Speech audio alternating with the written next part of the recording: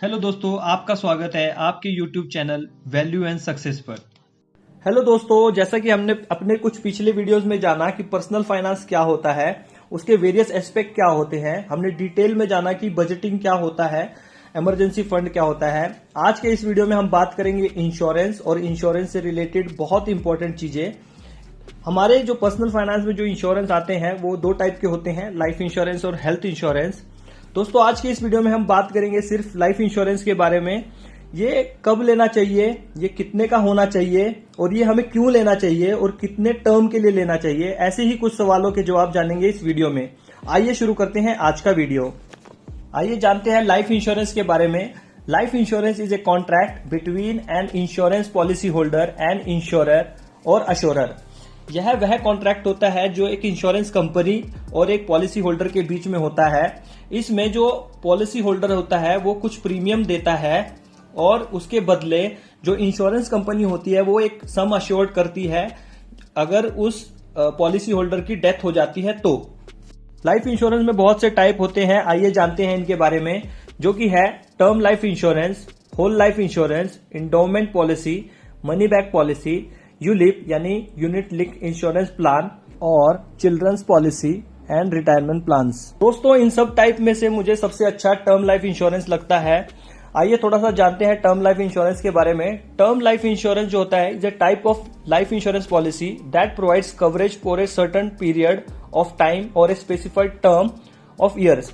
इसका अर्थ है कि जो पॉलिसी टर्म होती है, अगर उसमें किसी जो पॉलिसी होल्डर है उसकी डेथ हो जाती है तो इंश्योरेंस जो कंपनी होती है जो जितने का उस पॉलिसी होल्डर ने कवर लिया है वो अमाउंट उसके नॉमिनी को प्रोवाइड करती है।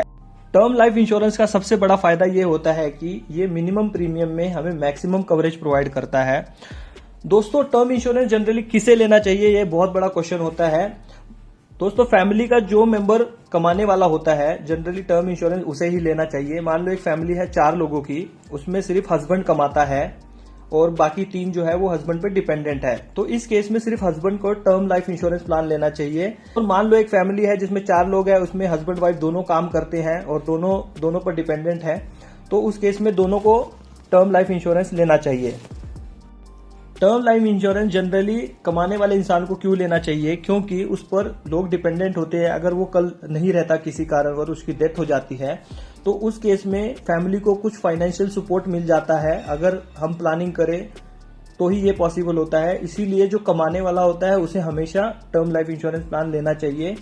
और ये कब लेना चाहिए, ये बहुत बड़ा क्वेश्चन होता है। Generally term life insurance plan हमें जितना अर्ली लाइफ में ले सके उतना अच्छा है, क्योंकि इसका प्रीमियम कम से कम आता है। मान लो एक व्यक्ति है जो 25 साल का है और वो अगले 40 साल के लिए टर्म लाइफ इंश्योरेंस प्लान लेता है, तो इसका प्रीमियम मात्र 600-700 रुपए के आसपास आता है अगर हम 1 करोड़ की पॉलिसी की बात करें तो। और वहीं अगर कोई व्यक्ति है जो कि 30-35 साल का है, तो उस केस में उसको जो प्रीमियम आता है वो 1500-1600 के करीब आता है। इसीलिए हमें जितना अर्ली लाइफ में पॉलिसी ले पाए उतना अच्छा है। तो दोस्तों, हमने डिसाइड कर लिया कि हमें टर्म लाइफ इंश्योरेंस खरीदना है, तो हमें सबसे पहले क्वेश्चन आता है कि हमें ये कितने का कवर लेना चाहिए। दोस्तों, ये कवर जो होता है वो हमें जनरली 20 टाइम्स ऑफ हमारी जो एनुअल इनकम है, मान लो किसी व्यक्ति की एनुअल इनकम है 5 लाख रुपए, तो उसे 20 टाइम्स यानी कि 5 into 20 यानी कि 1 करोड़ का टर्म लाइफ इंश्योरेंस प्लान लेना चाहिए। और जो नेक्स्ट क्वेश्चन होता है कि ये कितने सालों तक लेना चाहिए, दोस्तों ये question person to person vary हो सकता है, बट इसका एक कॉमन आंसर एक ये हो सकता है कि जब उस व्यक्ति पर, क्योंकि इसका अर्थ ही क्या है, टर्म लाइफ इंश्योरेंस हम क्यों लेते हैं, ताकि जो हमारे डिपेंडेंट है हमारे जाने के बाद उनको एक फाइनेंशियल सपोर्ट मिले, इसलिए हम टर्म लाइफ इंश्योरेंस प्लान लेते हैं। तो अगर ये पर्पस हमारा, अगर हम जीते जी कवर हो जाता है कि हमारे पर कोई डिपेंडेंट नहीं रहते, तो उस केस में टर्म लाइफ इंश्योरेंस का कोई महत्व नहीं रह पाता। तो हमें ये तब तक ही लेना चाहिए जब तक हमारे पर कोई डिपेंडेंट है। मान लो हमारे बच्चे हैं, वो जब 20-25 साल के हो जाते हैं, वो कमाना शुरू कर देते हैं, तो उस केस में हमारा टर्म लाइफ इंश्योरेंस प्लान नहीं हुआ तो भी चल सकता है, क्योंकि हमारे बच्चे कमा रहे हैं।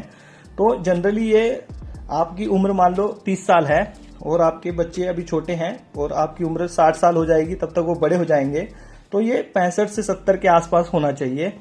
बाकी ये पर्सन टू पर्सन वेरी हो सकता है। दोस्तों टर्म इंश्योरेंस के साथ कुछ एड ऑन्स और राइडर्स भी मिलते हैं, वो हमें कंसीडर करने चाहिए। मान लो हमने टर्म इंश्योरेंस लिया है और खुदा ना खास्ता हमें कुछ हो जाए, हमारा कोई एक्सीडेंट हो जाए और हम डिसेबल हो जाए और हम जॉब ना कर पाए, तो भी हमारे डिपेंडेंट को प्रॉब्लम हो सकती है, क्योंकि हमारा टर्म इंश्योरेंस हमें पे नहीं करेगा। तो उस केस के लिए हम क्या कर सकते हैं, इसमें हम कुछ राइडर्स ऐड कर सकते हैं, जैसे disability rider, accidental disability rider.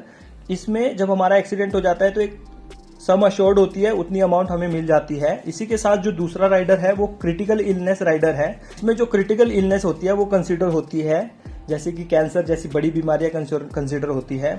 दोस्तों ये हेल्थ इंश्योरेंस नहीं है, ये हेल्थ इंश्योरेंस से बिल्कुल अलग होता है। यह टर्म इंश्योरेंस के साथ ही ऐड होता है। इसका प्रीमियम हमें साल दर साल बढ़ता नहीं है, ये सेम ही रहता है। जब हम टर्म इंश्योरेंस लेते हैं उसी के साथ हमें ये राइडर भी कंसीडर करने चाहिए और इन्हें भी ले लेना चाहिए। तो दोस्तों आज के वीडियो में हमने जाना टर्म इंश्योरेंस क्या होता है, ये क्यों होना चाहिए, ये कितने का होना चाहिए, ये कितने टर्म के लिए होना चाहिए और इसके साथ हमें कौन से राइडर ऐड करने चाहिए। इसी के साथ समाप्त करते हैं आज का वीडियो।